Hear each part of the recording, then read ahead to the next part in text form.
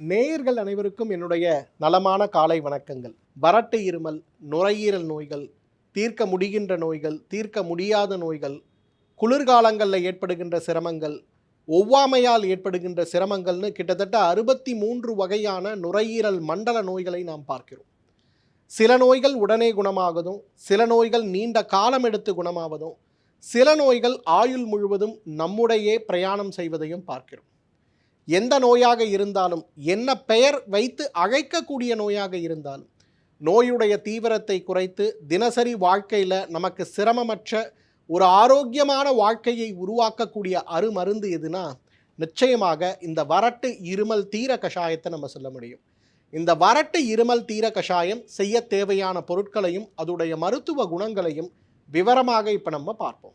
வறட்டு இருமல் கஷாயம் செய்ய தேவையான பொருட்கள்: ஓமம், கடுக்காய், திரிகடுகு, சித்தரத்தை, அக்கிரகாரம், திப்பலி மூலம் மற்றும் தேவையான அளவுக்கு சர்க்கரை.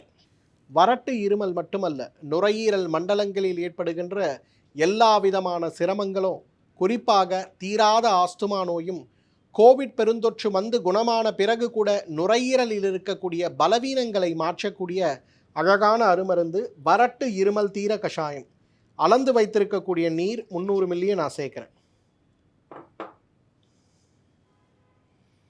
வீட்டு சமையலில் இருக்கக்கூடிய ஓமம்,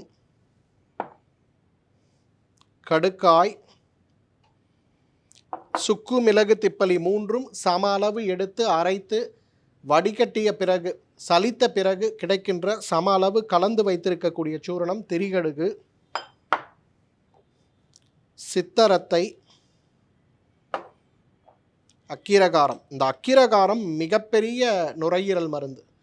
இன்றைக்கு நிமோனியா காய்ச்சலுக்கு இயற்கை மருத்துவத்தில் மட்டுமல்ல, ஆங்கில மருத்துவத்தில் கொடுக்கக்கூடிய சில மருந்துகளுடைய மூலக்கூறுகள் இந்த அக்கிரகாரத்திலிருந்து தான் உருவாக்கப்பட்டதுங்கிறது நிறைய பேருக்கு தெரியாத ஒரு செய்தி.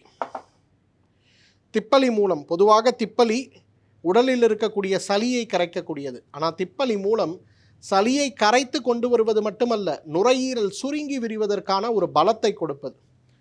6 பொருட்கள்: ஓமம், கடுக்காய், திரிகடுகு, சித்தரத்தை, அக்கிரகாரம், திப்பலி மூலம். 6 பொருட்கள், ஒவ்வொன்றும் 2 கிராம் அளவுக்கு எடுத்துக்கணும். கடுமையான காரச்சுவை இருக்கக்கூடிய ஒரு கஷாயம். அதனால தான் அது கூட வெள்ளை சர்க்கரை அல்லது நாட்டு சர்க்கரை சேர்க்கலாம். சர்க்கரை நோயாளிகள் எதுவுமே சேர்க்கக்கூடாது, மற்றவர்கள் சேர்க்கலாம். குழந்தைகளுக்கு சர்க்கரை வேண்டாம், நாட்டு சர்க்கரை வேண்டாம் நம்ம யோசிச்சோம்னா குழந்தைகளுக்கு தேன் கலந்து கொடுக்கலாம். நல்ல கடுமையான ஒரு கார சுவை இருக்கக்கூடிய அழகான அருமருந்து ரெடியாகிவிட்டது. இருமல், சளி, asthma, allergic bronchitis, allergic sinusitis, allergic காஃப்னு விதவிதமாக நம்ம சொல்லக்கூடிய நோய்களை கட்டுப்படுத்தி உடலுடைய ஆரோக்கியத்தை மேம்படுத்தக்கூடிய அழகான ஒரு மூலிகை தேநீர். இதோடைய மருத்துவ குணங்களை விவரமாக இப்போ நம்ம பார்ப்போம். வறட்டு இருமல் தீர கஷாயம். இந்த பெயர் கேட்கும் போதே நமக்கு புரியுது இல்லைங்களா?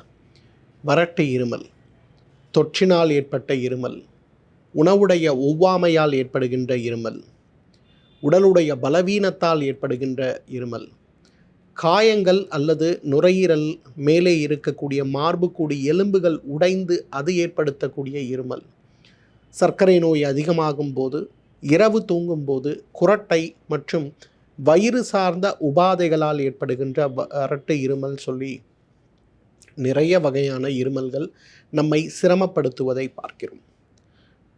ஒரு 4 வார்த்தை கூட என்னால் பேச முடியவில்லை, உடனே எனக்கு இருமல் ஏற்பட்டு விடுகிறது.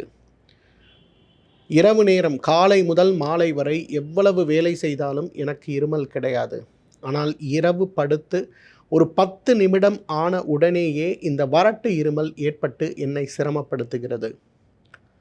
ஏதோ ஒரு வைரல் காய்ச்சல் ஒரு மாதத்திற்கு முன்பு வந்து போனது. 2 நாட்கள் மட்டும்தான் காய்ச்சல் இருந்தது, உடனே சரியாகிவிட்டது.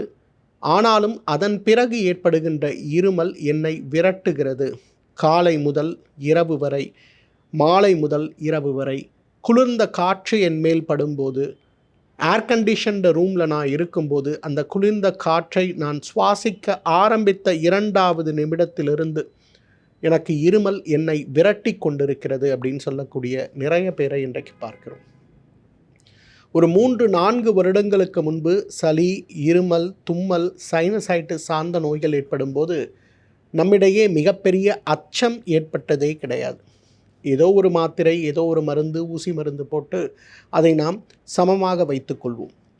ஆனால் கோவிட் பெருந்தொற்று சமூகத்தில் மிகப்பெரிய பெருந்தொற்றாக மாறி உலகத்துடைய இயக்கத்தையே நிறுத்திய பிறகு சாதாரணமாக ஏற்படுகின்ற இருமல், நாம் ஒரு 5 பேர் இருக்கக்கூடிய இடத்துல சாதாரணமாக தொண்டை செருமி ஏற்படுகின்ற இருமல் நமக்கு ஏற்பட்டால் கூட அந்த 4 பேரும் திரும்பி நம்ம என்ன ஆச்சு அப்படின்னு பார்க்கும் பார்வை இருக்கிறதே, இன்றைக்கு நம்மில் அனைவருக்குமே சிரமத்தை உருவாக்கக்கூடிய ஒரு விஷயமாக இருக்கிறத பார்க்குறோம்.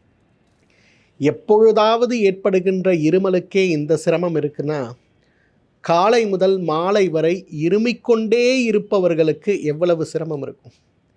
இந்த சிரமம் என்ன மருந்துகள் எடுத்தாலும், என்ன இருமல் சார்ந்த சிறப்புகளை சாப்பிட்டாலும், ஒவ்வாமையை குறைப்பதற்கான மருந்துகளை எடுத்துக்கொண்டாலும் கூட எனக்கு குறையவில்லை, வருடக்கணக்கில் குறையவில்லைன்னு அவதிப்பட்டு கொண்டிருப்பவர்கள் அனைவருக்குமே இந்த வறட்டு இருமல் நீங்க கஷாயம் மிகப்பெரிய ஒரு அருமருந்துன்னு சொல்லலாம்.